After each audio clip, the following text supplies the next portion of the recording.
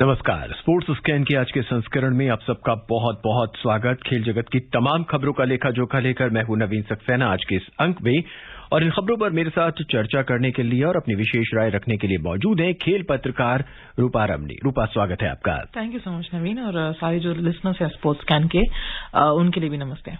नजर अब तक की खास खबरों पर। ऑस्ट्रेलियन ओपन टेनिस टूर्नामेंट के महिला सिंगल्स के फाइनल में शीर्ष वरीयता प्राप्त ऑस्ट्रेलिया की एशले बार्टी का सामना अमेरिका की डैनियल कॉलिंस से।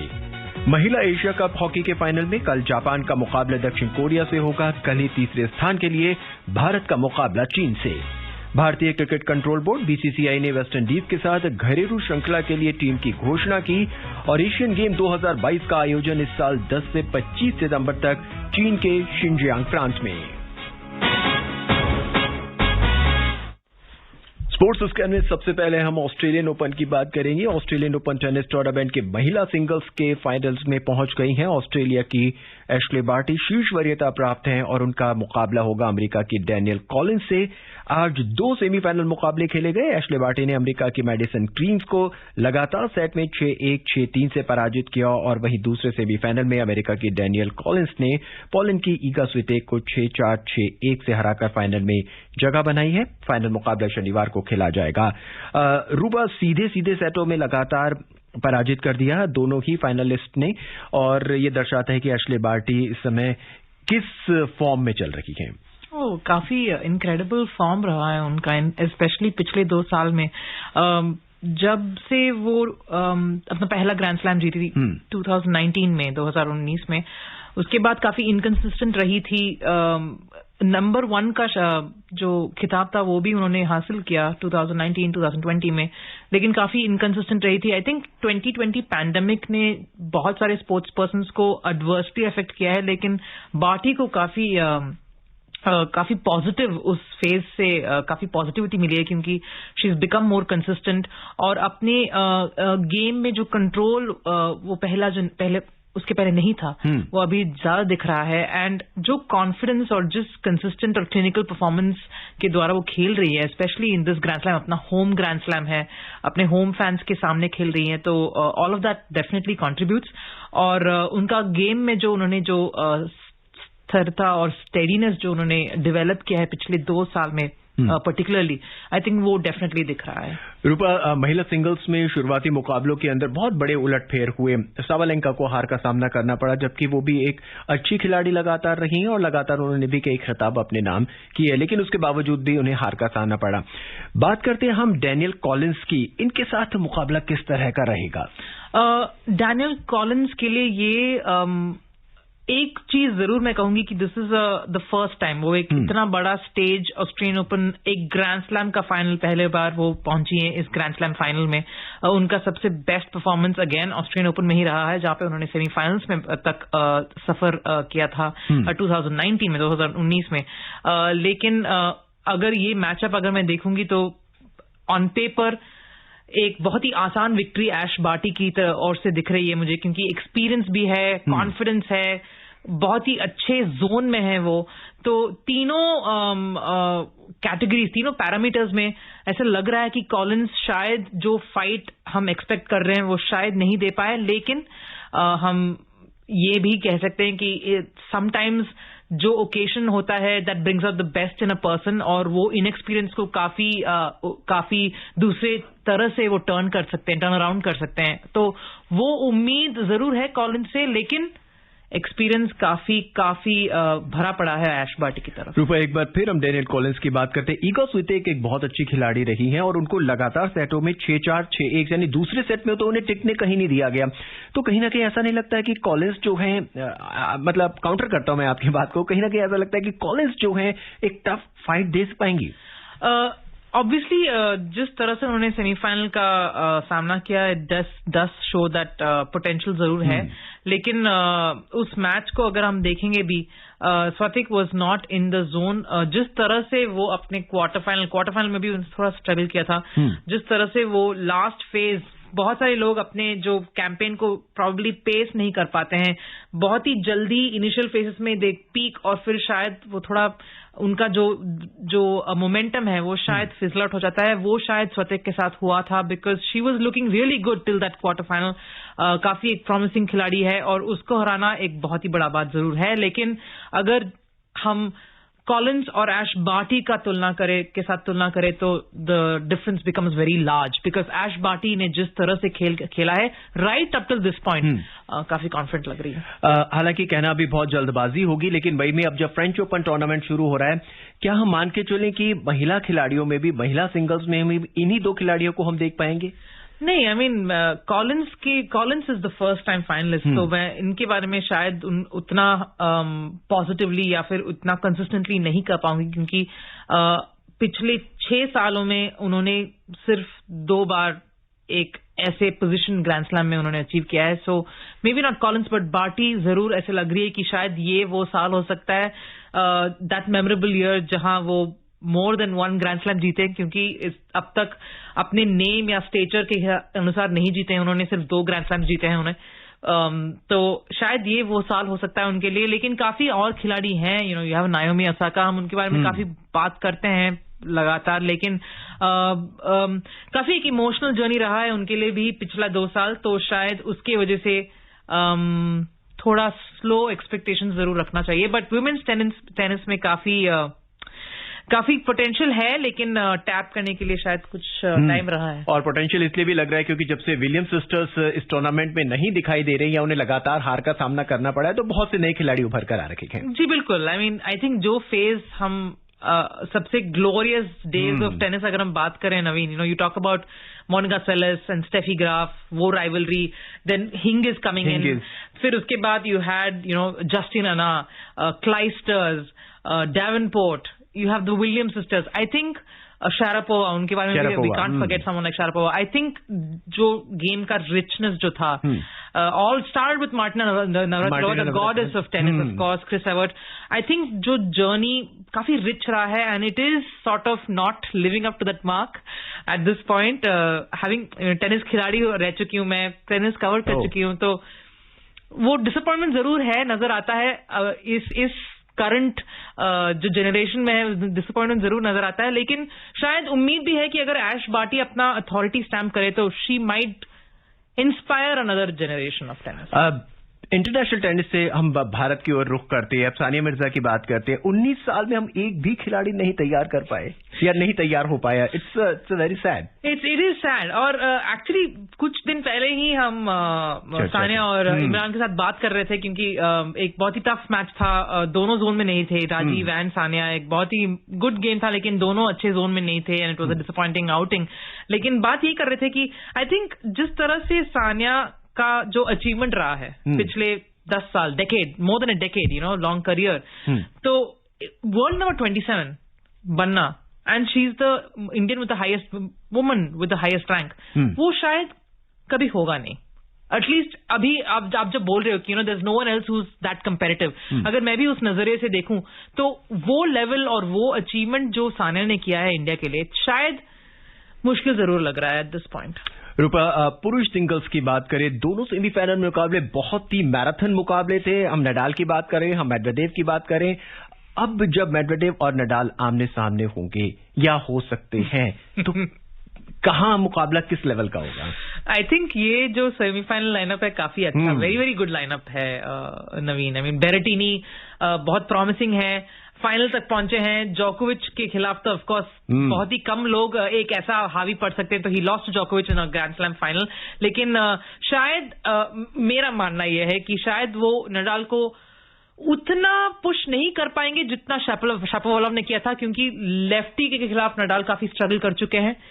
But the second semifinal Medvedev versus Tsitsipas, I think काफी इंटरेस्टिंग होगा। दोनों बहुत ही इंटरेस्टिंग खिलाड़ी हैं and I am looking forward to that semifinal. हालांकि अब जो कल सेमीफाइनल मुकाबले खेले जाएंगे उनका एक अपना ही मजा होगा, लेकिन क्या हम ये मान के चले कि इधर से मेडवेडेव और उधर से Nadal? Obviously on paper that has to happen. I think that's the final. सब लोग उसी के लिए शायद एक्सपेक्टेशंस रखे हैं, उसी के लिए शायद वो देखना चाहते हैं कि नडाल अपना 21st ग्रैंड स्लैम जीते, एक हिस्ट्री क्रिएट करे। आई थिंक सब एक टेनिस प्रेमी शायद वो ही चाहता होगा, बट सिसिपास जिस तरह रेस्टेड हैं, जिस तरह वो आए हैं इस सेमीफाइनल और जिस जोन में वो नजर आ रहे हैं, I think he is gonna give Medvedev a very tough fight. इन चारों खिलाड़ियों में जोकोविच का फायदा किसको हुआ? आई थिंक सब, I mean it is sad that वो नहीं खेल रहे हैं. इट इज डिसअपॉइंटिंग जिस तरह वो नहीं आए, डिसअपॉइंटिंग, लेकिन उम्मीद यही होगी कि उन्हें जल्द से जल्द हम ग्रैंड स्लैम में देखेंगे. और अब बात हॉकी की. मस्कट में महिला एशिया कप हॉकी प्रतियोगिता के फाइनल में कल जापान का मुकाबला दक्षिण कोरिया से होगा और कल की तीसरे स्थान के लिए भारत का मुकाबला चीन से होगा. इससे पहले कल खेले गए सेमीफाइनल में दक्षिण कोरिया ने मौजूदा चैंपियन भारत को 3-2 से और जापान ने चीन को 2-1 से हराकर फाइनल में जगह बनाई. भारतीय महिला खिलाड़ियों के लिए इट्स वेरी सैड कि हार गए, जबकि हमें बहुत उम्मीदें थी. हालांकि एक अच्छी टीम के साथ मुकाबला हुआ था. जी, अच्छी टीम के साथ मुकाबला हुआ था और काफी क्लोज कॉन्टेस्ट हुआ था. I mean 2-3 is not a very bad score line, Naveen. और I think the way I see it, हाँ, शायद सबसे बड़ा डिसअपॉइंटमेंट ये है कि वो डिफेंडिंग चैंपियन थे और वो नहीं कर पाएंगे इस बार. आई थिंक वो काफी सबसे बड़ा डिसअपॉइंटमेंट रहेगा. लेकिन ये नहीं कि वो यहां तक ही पहुंचे, क्योंकि they are a very promising team. Olympics में जिस तरह उन्होंने हमारा मान बढ़ाया, हाँ, और जिस तरह हमें you know they made us proud. I think वो उस नजरिए से देखेंगे तो चाइना के खिलाफ काफी एक्सपेक्टेशन जरूर है, because they are a strong team for sure. Okay. और अब बात हॉकी इंडिया ने आज दक्षिण अफ्रीका दौरे के लिए 20 सदस्यीय पुरुष टीम की घोषणा की. मनप्रीत सिंह को कप्तान, जबकि ड्रैग फ्लिकर हरमनप्रीत सिंह को उप कप्तान बनाया गया है. भारतीय टीम सभी मैच 8 से 12 फरवरी तक दक्षिण अफ्रीका के पॉटशेफ्स्ट्रम में खेलेगी. 20 सदस्यीय टीम में गोलकीपर प्रिया श्रीजेश, कृष्ण बहादुर पाठक, डिफेंडर हरमनप्रीत सिंह, अमित रोहित दास और बहुत से खिलाड़ियों को शामिल किया गया है. जुगराज सिंह को भी शामिल किया गया है और वरुण कुमार भी नजर आएंगे. भारतीय हॉकी टीम 4 फरवरी को बेंगलुरु से साउथ अफ्रीका के लिए रवाना होगी और 8 फरवरी को पहला मैच वो फ्रांस से खेलेगी. एक अच्छा टूर्नामेंट है और एक व्यस्त टूर्नामेंट अब हॉकी टीम के लिए शुरू हो रहा है. जी, आई मीन हम काफी बात कर चुके हैं कि काफी प्रैक्टिस टाइम नहीं मिल रहा है because this pandemic, and it's been very very difficult for all these girls and for the main. तो आई थिंक ये अच्छा रहेगा जरूर, और कंडीशंस काफी डिफरेंट होंगे, तो वो एक्सपीरियंस भी काफी महत्वपूर्ण रहेगा. इस बीच भारतीय हॉकी टीम के पूर्व कप्तान चरणजीत सिंह का आज निधन हो गया. वे 92 साल के थे. ऊना में उन्होंने अपने घर पर अंतिम सांस ली. चरणजीत के नेतृत्व में ही भारतीय टीम ने 1964 में टोक्यो ओलंपिक में स्वर्ण पदक जीता था. चरणजीत अर्जुन अवार्ड और पद्मश्री से भी सम्मानित किए जा चुके हैं. सुनते हैं मनोज की ये रिपोर्ट.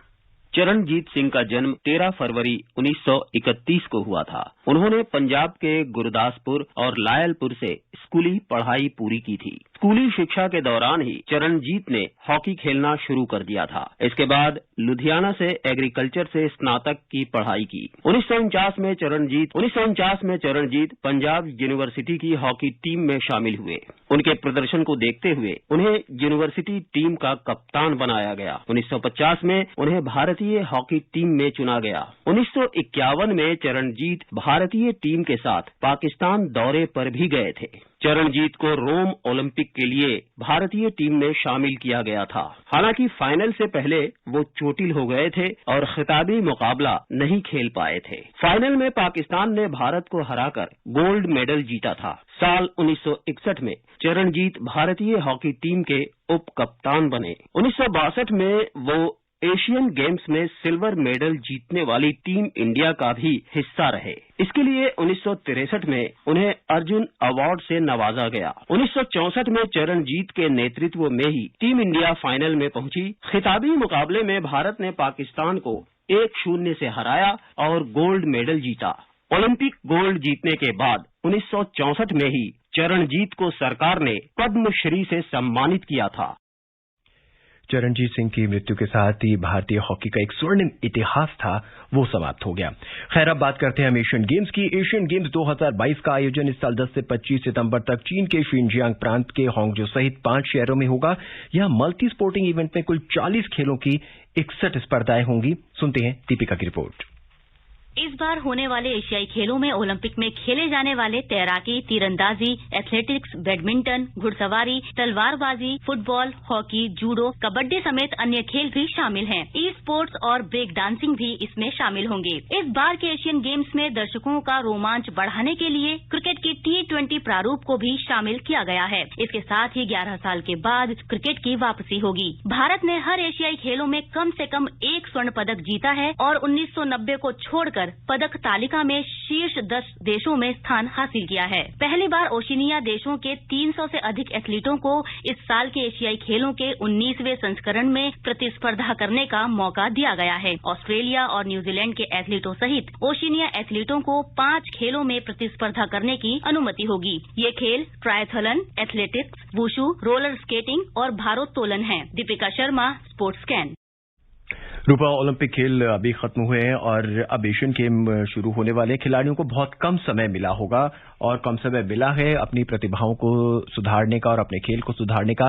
लेकिन भारत के लिए एक बड़ी अच्छी खबर यह है कि अब इसमें 2020 क्रिकेट की वापसी हो रही है और हमें उम्मीद है कि कम से कम पहला गोल्ड मेडल क्रिकेट का हम लेकर आ सकते हैं। जी बिल्कुल, I think it's very exciting. काफी सालों से आई थिंक ये चर्चा जारी रही है कि क्रिकेट को इंक्लूड करें, वो भी और उसे एक ग्लोबल स्पोर्ट बनाए, ना कि वही स्पोर्ट की काफी थोड़ी बहुत कंट्रीज ही खेले। तो वो एक बहुत अच्छा है and it make us see lot of people playing that sport. अच्छा होगा। लेकिन अभी विंटर ओलंपिक्स होने वाला है तो that's going to be interesting as well. So काफी स्पोर्टिंग एक्टिविटीज जारी है to keep that momentum going. और विंटर ओलंपिक के लिए एक बायो बबल तैयार किया गया है। जो रिपोर्ट हम लोग पढ़ रहे थे, हमने कल भी उस पर चर्चा की थी। करीब 200 किलोमीटर का एक बायो बबल तैयार किया गया है and it's a great thing for the players. I think वो जरूरी है अभी, स्पेशली एट दिस पॉइंट नवीन, क्योंकि जिस तरह से हम जा रहे हैं, I think the wave keeps receding and coming. क्योंकि आई थिंक ये साल थोड़ा क्रूशियल रहेगा। उसके बाद यही उम्मीद होगी कि इसकी जरूरत नहीं पड़ेगी। But yes, I think at this point काफी इंपॉर्टेंट है ये सब चीजें। रूपा, जिस तरह से भारतीय खिलाड़ियों की परफॉर्मेंस रही ओलंपिक खेलों में, एशियाई खेलों में हम कहां तक और किन खेलों में बहुत अच्छा प्रदर्शन कर पाएंगे? आई थिंक एशियन गेम्स और कॉमनवेल्थ गेम्स इन दोनों प्लेटफॉर्म में इंडिया काफी एक कंपेटेंट कंटेंडर रह चुकी है काफी सालों से Naveen. I think be it boxing, be it hockey, be it athletics as well. I think athletics में जो ट्रैक एंड फील्ड जो उतना शायद जहां कंपटीशन बहुत ज्यादा रहता है ओलंपिक्स में, आई थिंक उन डिसिप्लिन्स में शायद हमें ज्यादा मेडल्स मिलेंगे जरूर। सो दैट्स वही उम्मीद रखेंगे। ट्रैक एंड फील्ड में एक पदक तो हम पक्का कर ही सकते हैं फिलहाल। बहरहाल अब बात क्रिकेट की करते हैं। भारतीय क्रिकेट कंट्रोल बोर्ड ने वेस्टइंडीज के साथ घरेलू एक दिवसीय और 2020 क्रिकेट श्रृंखला के लिए टीम की घोषणा कर दी है। 3 मैचों की एक दिवसीय श्रृंखला 6 फरवरी से अहमदाबाद में शुरू हो रही है। तीनों मैचों की 2020 श्रृंखला जो है वो 16 फरवरी से कोलकाता में खेली जाएगी। टीम की घोषणा हो चुकी है। 2 नए नाम हमें नजर आ रहे हैं। अगर हम दीपक हुड्डा की बात करें तो दीपक हुड्डा ऑब्वियसली उनकी वापसी हो रही है इन सम वेज। वो इंडियन स्क्वाड, इंडियन टीम के इर्द गिर्द काफी रह चुके हैं। उनकी वापसी हो रही है और जो नए आ रहे हैं, एंट्रेंट आ रहे हैं, वो बिश्नोई है। ये दोनों खिलाड़ी पंजाब के स्क्वाड से आ रहे हैं। आई थिंक उनका उन दोनों की गेमों में जो एक अपहीवल या फिर जो एक टर्न जो नजर आ रहा है, पॉजिटिविटी नजर आ रहा है, वो पंजाब के सेटअप में हुआ था। I think lot of youngsters काफी अच्छे परफॉर्मेंस दिए थे उस सेटअप में। तो एक्सपेक्टेशंस काफी है, स्पेशली बिश्नोई की अच्छी कहानी है। काफी इग्नोर्ड रहे थे, मीडियम पेसर बनना चाहते थे, अभी स्पिनर बन गए हैं। तो और काफी अच्छा स्टोरीज आ रहे हैं उनकी एटीट्यूड की, पॉजिटिव एटीट्यूड लेकर आते हैं। दीपक हुड्डा के बारे में हम सब जानते हैं, वेरी गुड ऑलराउंडर। तो that's what they looking for, an allrounder in place of Hardik Pandya. शायद वो उस रोल को निभा पाएंगे। आवेश खान को एक बार फिर मौका दिया जा रहा है। जी बिल्कुल, आई थिंक इंजरी के खिलाफ से काफी वो अनलकी रह चुके हैं काफी पिछले टूर्स में। बहुत एक्सपेक्टेशंस उनसे भी रहेंगी और let's hope that he delivers. Rupa, हमसे जुड़ने के लिए, अपनी विशेष राय साझा करने के लिए आपका बहुत बहुत धन्यवाद। Thank you so much. चलते चलते एक बार फिर खास खबरों पर एक नजर। ऑस्ट्रेलियन ओपन टेनिस टूर्नामेंट के महिला सिंगल्स के फाइनल में शीर्ष वरीयता प्राप्त ऑस्ट्रेलिया की एश्ले बार्टी का सामना अमेरिका की डैनियल कॉलिन्स से होगा। महिला एशिया कप हॉकी के फाइनल में कल जापान का मुकाबला दक्षिण कोरिया से होगा। कल ही तीसरे स्थान के लिए भारत का मुकाबला चीन से। भारतीय क्रिकेट कंट्रोल बोर्ड ने वेस्टइंडीज के साथ घरेलू श्रृंखला के लिए अपनी टीम की घोषणा कर दी है और एशियन गेम्स 2022 का आयोजन इस साल 10 से 25 सितंबर तक चीन के शिनजियांग प्रांत में होगा। आज के इस अंक में बस इतना ही। मुझे यानी नवीन को दें इजाजत। नमस्कार।